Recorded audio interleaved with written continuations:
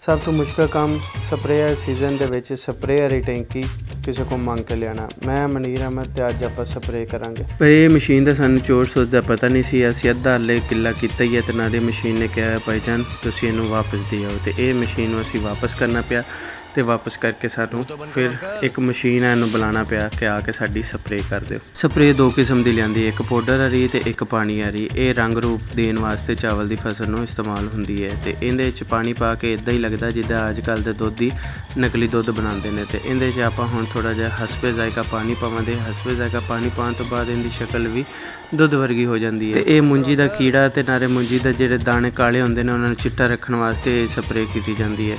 ਤੇ ਹੁਣ ਆਪਾਂ ਜਿਹੜਾ ਮੁੰਡੇ ਨੂੰ ਆਪਾਂ ਬੁਲਾਇਆ ਸਪਰੇਅਰ ਇਹਨੂੰ ਉਹਦੇ ਕੋਲ ਸਪਰੇਅ ਕਰਾਉਂਦੇ ਤੇ ਇਸ ਮਸ਼ੀਨ ਦੇ ਚੱਕਰ ਜ਼ੋਰ ਦੀ ਜਾਨ ਛੁੱਟ ਗਈ ਕਿਉਂਕਿ ਜ਼ੋਰ ਨੇ ਸਾਰੀ ਸਪਰੇਅ ਕਰਨੀ ਸੀ ਤੇ ਮਸ਼ੀਨ ਖਰਾਬ ਹੋ ਗਈ। ਤੇ ਹੁਣ ਆਪਾਂ ਮੁੰਡੇ ਨੂੰ ਬੁਲਾਇਆ ਤੇ ਮੁੰਡੇ ਨੂੰ ਆਪਾਂ ਟੈਂਕੀ ਦੇ ਹਿਸਾਬ ਨਾਲ ਪੈਸੇ ਦੇਵਾਂਗੇ। ਤੇ ਮੁੰਡੇ ਨੇ ਵੀ ਆਪਣਾ ਪਟਕੂ ਛਟਕੂ ਸਾਈਡ ਤੇ ਰੱਖ ਲਿਆ ਤੇ ਉਹਨੇ ਦਵਾਈ ਫੜ ਲਈ। ਉਹਨੇ ਕੱਲ ਲਿਆਓ ਮੈਨੂੰ ਦਵਾਈ ਬਣਾ ਕੇ ਦਿੱਤੀ ਜਾਓ ਤੇ ਟੈਂਕੀ ਚੁਆਈ ਜਾਓ ਤੇ ਹੁਣੇ ਹੀ ਆਪਾਂ ਸਾਰਾ ਕੰਮ ਨਿਬੇੜ ਦੇਣਾ। ਸਪਰੇਵਾਂ ਖਾਦਾਂ ਕੈਮੀਕਲ ਇਹ ਹਰ ਚੀਜ਼ ਤੇ ਆਪਾਂ ਤੁੰਨ ਕੇ ਪਾਈ ਜਾ ਰਹੇ। ਹੁਣ ਅੱਗੇ ਪਤਾ ਨਹੀਂ ਕਿ ਰੇਟ ਕੀ ਬਣਦਾ ਹੈ। ਇਹ ਸੈਲਰ ਆ ਰਹੇ ਯਾਰ ਤੇ ਜ਼ਰਾਤ ਇਹਦਾ ਰੇਟ ਕਿੰਨਾ ਕੁ ਲੈ ਕੇ ਜਾਂਦੇ ਨੇ।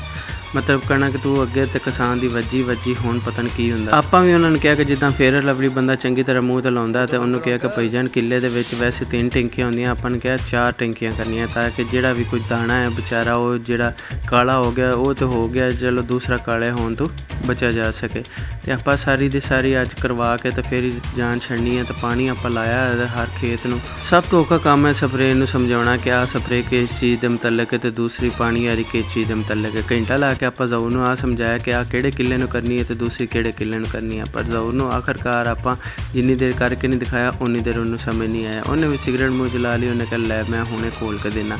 ਭਾਈਜਾਨ ਨੇ 4 ਡੱਬੀਆਂ ਪਾਣੀ ਦੀ ਬਣਾਈਆਂ ਕਿਉਂਕਿ 4 ਟੈਂਕੀਆਂ ਸਪਰੇਅ ਦੀ ਹੋਣੀਆਂ ਤੇ ਉਸ ਹਿਸਾਬ ਨਾਲ ਉਹਨੇ ਮਿਣ ਕੇ ਬਣਾਈਆਂ ਤੇ ਪਾਊਡਰ ਪਾਤਾ। ਤੇ ਮੈਨੂੰ ਕਹਿੰਦਾ ਯਾਰ ਵੀਡੀਓ 'ਚ ਮੈਨੂੰ ਲਾਜ਼ਮੀ ਲੈਣਾ। ਮੈਂ ਕਿਹਾ ਵੀਡੀਓ 'ਚ ਤਾਂ ਆਪਣਾ ਕੰਮ ਮੈਂ ਬਣਾਉਣਾ ਤੇ ਵੀਡੀਓ 'ਚ ਇਹਨੂੰ ਲਾਜ਼ਮੀ ਲਵਾਂਗੇ, ਬਸ ਸ਼ੇਅਰ ਲੋਕੀ ਕਰ ਦੇਣ ਕਰ।